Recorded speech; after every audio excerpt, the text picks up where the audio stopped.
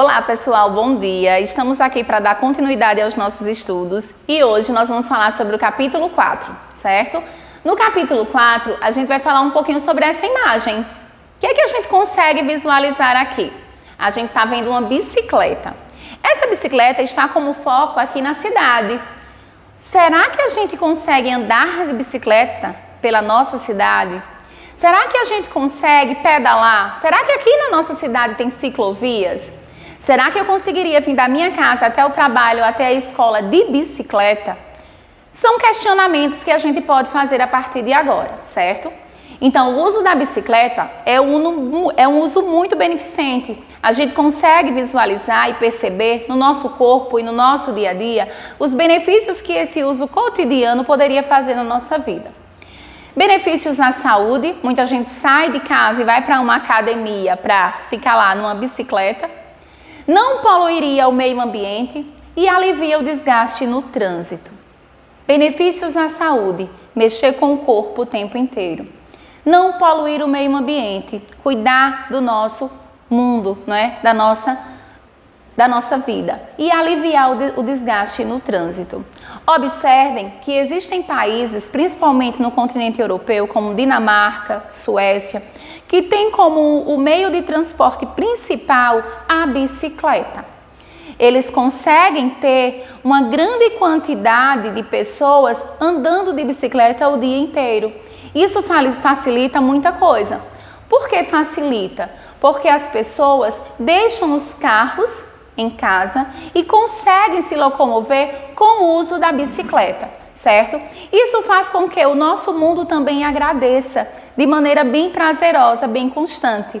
Por exemplo, por que não polui o meio ambiente? Imaginem a quantidade de carros que nós temos hoje aqui na cidade, não é? Tendo que muitas pessoas saindo de suas residências e indo para o seu trabalho de carro. O trânsito, a questão do semáforo, aquele estresse que já inicia o dia a dia, não é? Imagine se as pessoas trocassem esse carro pela bicicleta. Então as pessoas poderiam simplesmente pegar a sua bike e ir para os seus trabalhos ou a sua escola de bicicleta. Porém, a gente tem alguns questionamentos a fazer. Será que aqui na cidade, o nosso pai e a nossa mãe permitiria que a gente fizesse isso? Ou acharia isso muito perigoso para a nossa vida? Será que aqui na nossa cidade a gente tem espaços que foram providenciados, foram feitos com o intuito de pessoas andarem de bicicleta? Não, não é? Será? Isso dá uma grande reportagem. Então, a gente vai voltar a falar isso daqui a pouquinho, quando a gente for falar no assunto reportagem. O que é que tem a ver isso com a nossa vida? Reportagem. Presença de gráficos, tabelas e infográficos. Será que a gente poderia, então, fazer um trabalho de pesquisa referente ao uso de bicicleta em Arapiraca? Será que eu conseguiria fazer um questionamento para saber se é viável ou não e quem sabe levar essa proposta para a prefeitura na construção de ciclovias, não é? A reportagem tem como função apresentar notícias mais detalhadas. Por que ela apresenta notícias mais detalhadas? Porque a gente escuta a necessidade e vai afinco saber o que é que está acontecendo. O que é que eu poderia fazer para tornar isso possível? Também existe na reportagem a presença de outras vozes. E que vozes são essas? As vozes de quem pergunta, as vozes de quem responde. Pontos de vistas diferentes. Eu tenho meu ponto de vista ao dizer que seria muito legal andar de bicicleta. O meu pai tem o ponto de vista em dizer que é muito perigoso andar de bicicleta. Porém, lembra da aula anterior, o debate regrado? É importante a gente respeitar as ideias. Então, a gente faz essa pesquisa para saber de fato se é possível ou se não é possível. Reportagens e notícias são textos neutros. O leitor consegue identificar o posicionamento do jornalista. Observem, eles não são textos neutros. Reportagens e notícias não são textos neutros. O que é um texto neutro? Um texto em que eu leio mas eu não posso interagir, eu não consigo mudar esse texto. Porém, eu, no lugar de uma jornalista, ao ouvir uma notícia ou ao passar uma notícia para você, por exemplo, você pode perceber através da minha face se aquela notícia é condizente com os meus princípios ou não, né? Eu consigo passar através da imagem, do não verbal, se eu concordo ou não com aquela notícia. Logo, esse texto passa a ser um texto não neutro, né? Eu consigo passar para você uma idealização do que eu penso. Quantas e quantas vezes a gente está assistindo uma reportagem e a gente consegue perceber na carinha que o repórter faz ao passar para a gente essa notícia, se ela é verdadeira, se ela não é, ou se ele concorda ou se não concorda, certo?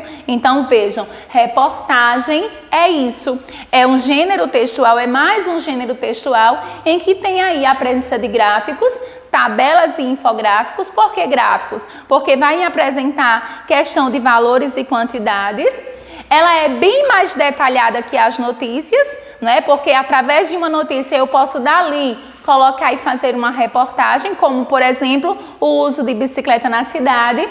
Temos a presença de outras vozes e pontos de vista diferentes, sendo que é necessário respeitar esses pontos de vista e muitas vezes até se inquietar e procurar saber se não seria possível o nosso ponto de vista. Então ele também permite essa inquietação, e as reportagens e notícias não são textos neutros. A gente consegue através de uma reportagem perceber o que o outro está pensando ou não. E aí a gente entra no nosso assunto gramatical, hoje voltando a falar sobre pronomes, só que dessa vez falando sobre os pronomes demonstrativos. O que são pronomes demonstrativos? Pronomes demonstrativos são aqueles que demonstram, não é? São muito simples de entender, porque por si só, através do nome a gente já consegue entender um pouquinho sobre eles. Vamos lá, voltando aos pronomes possessivos. Posse. Pronomes demonstrativos demonstram, eles têm a função de demonstrar algo. Então, quando eu venho aqui, ó, pessoas do discurso, primeira pessoa, segunda pessoa, terceira pessoa. Os pronomes, eles podem ser variáveis ou eles também podem ser invariáveis. Se eles são variáveis, eles podem estar no feminino, eles podem estar no masculino e eles podem também estar no singular ou no plural. E se eles são invariáveis, não vai mudar nada. Então, vamos para a primeira pessoa. Primeira pessoa, desde os pronomes pessoais do caso reto, a gente já entendeu que eu, pessoal, primeira pessoa, aquela que fala. Então, nesse momento eu consigo entender que se eu falo assim, este lápis é meu, este. Então, este, olha a proximidade, não é? Pronomes demonstrativos têm a ver com o espaço, com a distância sua e do objeto que você vai demonstrar. Então, por exemplo, este lápis é meu. Este. Estes, digamos que eu estivesse aqui com 10 lápis. Estes lápis são meus, certo? Esta caneta é minha. Estas canetas são minhas. Isto aqui é meu. Então eu utilizo os pronomes este, estes, esta, estas e isto para representar algo que está próximo a mim, ok? Já quando eu estou me referindo à segunda pessoa do discurso, eu estou me referindo ao que está perto de você. Então, por exemplo, vamos imaginar que você nesse momento está com o seu lápis na mão. Aí eu vou dizer assim, esse lápis é seu. Essa caneta é sua, tá? Esses cadernos são seus. Essas mochilas são suas. Isso é seu. Nesse momento eu estou me referindo a você, segunda pessoa do discurso. Já quando eu falo, vamos imaginar que os lápis estão numa mesa bem distante de mim e de você. Então eu vou dizer assim, aqueles lápis são seus, mas aqueles que estão bem longe, nem está perto de mim, nem de você. Ok, gente? Tá ficando claro para vocês, não tá? Então vejam bem, este, meu. Esse tá próximo a você, é seu. Aquele está longe de mim e de você. Aquele. Então, a gente utiliza aquele, aqueles, aquela e aquelas para a terceira pessoa do discurso. E também o aquilo.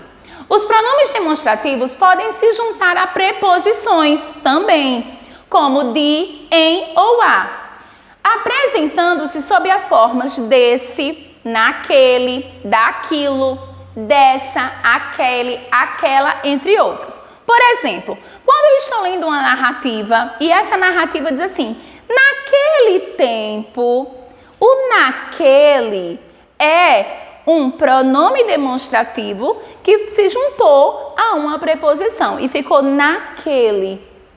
Naquele significa o quê? Que está longe de mim e longe de você. Olha aqui onde ele se encaixa. Aquele, naquele, certo? Então, a gente vai observar bem esse quadro. Esse quadro está à disposição de vocês também no livro-texto e vocês podem ter esse controle com ele. Primeira pessoa do discurso, segunda pessoa do discurso, terceira pessoa do discurso. Só para lembrar, primeira pessoa do discurso, eu. Segunda pessoa do discurso, tu. Terceira pessoa do discurso, o assunto, sobre o que nós estamos falando. E então nós vamos para os pronomes indefinidos.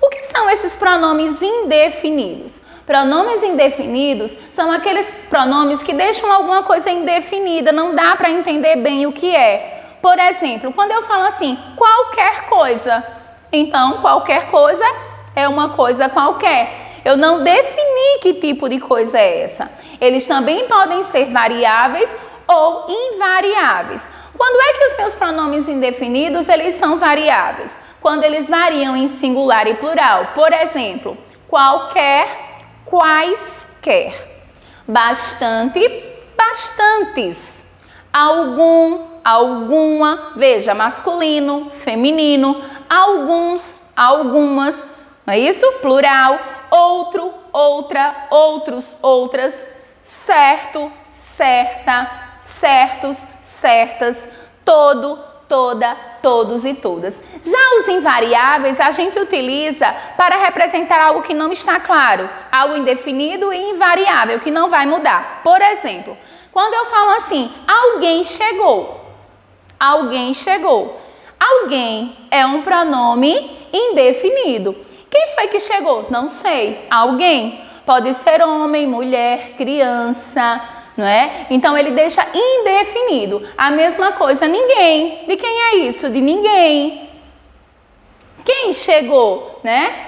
Ou trem, algo, tudo, nada, cada, mais, menos, demais, são indefinidos. Quando eu falo assim, eu gosto demais. Demais é algo indefinido. É intenso, é muito, mas é indefinido. Então, mais um pronome para vocês, pronomes indefinidos. E então a gente entra nos pronomes interrogativos.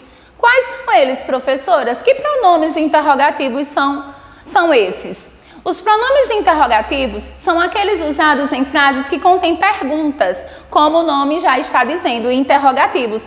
Nos ajudam a fazer interrogações, perguntas. Então, por exemplo, quando eu falo assim, quem é você? Quem? Pronome interrogativo.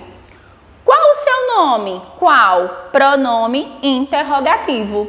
Quanto custa esse caderno? Quanto? Quanto? Pronome interrogativo. Então, os pronomes interrogativos, que, quem, qual e quanto, eles servem apenas para nos ajudar nas perguntas. Eles estão presentes nas interrogações. Agora a gente vai falar um pouquinho sobre o numeral e o algarismo. Qual a diferença entre numeral e algarismo? Numeral e algarismo parecem a mesma coisa, não é? Mas não é verdade, não são a mesma coisa. Numeral é uma classe gramatical que indica quantidade, certo? Então, por exemplo, 1, 2, 10, 20 são numerais. E algarismo é cada símbolo usado para representar um número. Por exemplo, 23, eu tenho ali no 23 o 2 e o 3. Então, o 2 é um algarismo e o 3 é outro algarismo. E juntando o 2 e o 3, eu tenho o 23. Deu para entender? Então, vejam bem. Numeral é uma classe gramatical que indica quantidade. 100 está indicando uma quantidade. 200, 350 são quantidades, logo são numerais. Já os algarismos é cada númerozinho desse.